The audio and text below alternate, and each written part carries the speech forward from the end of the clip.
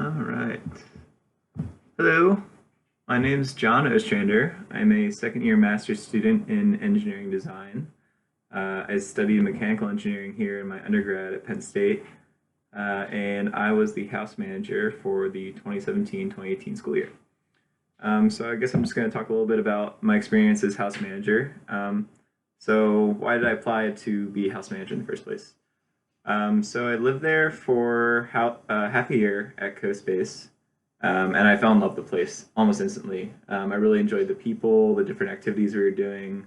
I love going to family dinners, and I heard that the house manager position was available, so I applied. And I also had experience being an RA, so I thought, oh, maybe this was kind of similar. So I thought I'd give it a shot. So I'll talk about the interview process just really quickly. So the interview process was really chill. I just hung out with Spud and Christian. They took me to a frisbee golf course, and I never played frisbee golf before, but it was a good time. And they just asked me random questions about myself, just sort of behavioral stuff, things I like to do in my free time. And then a couple weeks later, I got the job. So that was good. So let's see, starting out. So I started towards the end of August in 2017. And the first things that you do when you start out as house manager is, well, before you even start, you sort of meet with the other house managers that are before you, and they give you a brief of what it's like, different things you need to consider. And then once the semester starts, the first thing is welcoming new members to the house and trying to integrate them into the house as best you can. And then also welcoming returning members, of course, and trying to get everyone to meet each other. The first 2 weeks are a little bit awkward, but after 2 weeks, you have the retreat, which is really important. So you have this retreat where everyone goes to some random house in the woods for a weekend, 3 days, and we just do a whole bunch of get to know you activities. So you get to know each other, and you learn to trust each other, learn how to function as a house. And by the end of the retreat, everyone's like super close and everyone's like best friends. So it's crazy how powerful the retreat is. And I'd say it's one of the most important things at co.space. So, after the retreat, of course, you're going to have responsibilities for the whole year.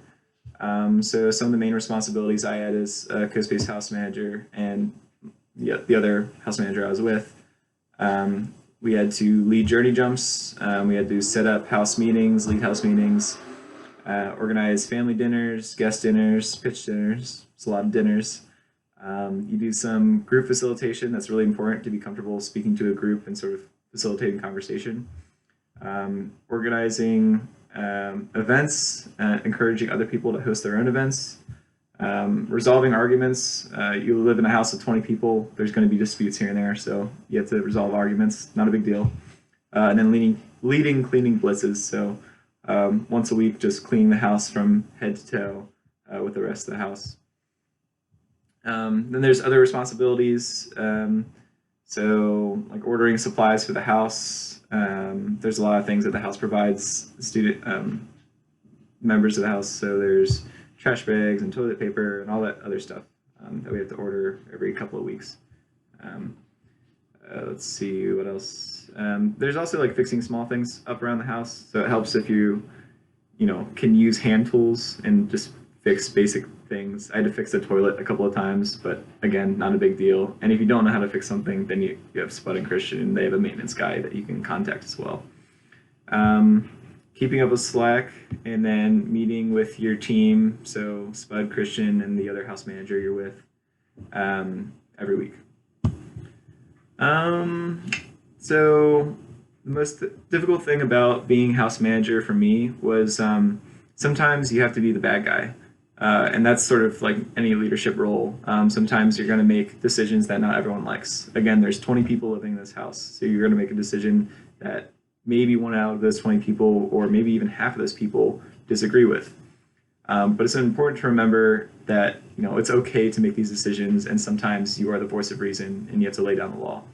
And it's, again, if you feel like the bad guy in this position at all, it doesn't last long, because you have a team on your side. You have Spud, you have Christian, and then you have your other house manager that you're working with. and they always have your back, and you always have them to vent to about different problems that you're facing. So again, you can be the bad guy, it's okay, and then it's really not a big deal, and it'll all blow over. Best thing about being house manager, I'd say, is building relationships with people you live with. So yes, you're a manager, but you're also living there too, and you can have friends while you're living there. It's really important that you make friends while you're living in co.space. So I made some of the best friends of my life living in that house, and people I hope I stay in contact with for the rest of my life. And I'd say one of the best parts of living in co.space is just impromptu things. So maybe you decide to wake up early Saturday morning, and there's already people cooking breakfast, so you cook breakfast with them, or you cook a dinner together, or you join people on the couch to play video games, or you just do an impromptu game night and play board games all night.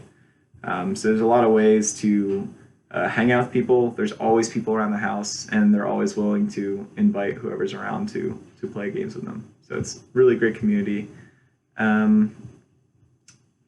What else? Yeah, that's pretty much it. I guess final thoughts. So this position, it has its highs, it has its lows, sort of like any leadership position. But I'm so glad I did it, and I'm way more strong and comfortable in leading people now that I've done it. So overall, it was an incredible experience, and I wouldn't trade it for the world. Okay, I hope this helps.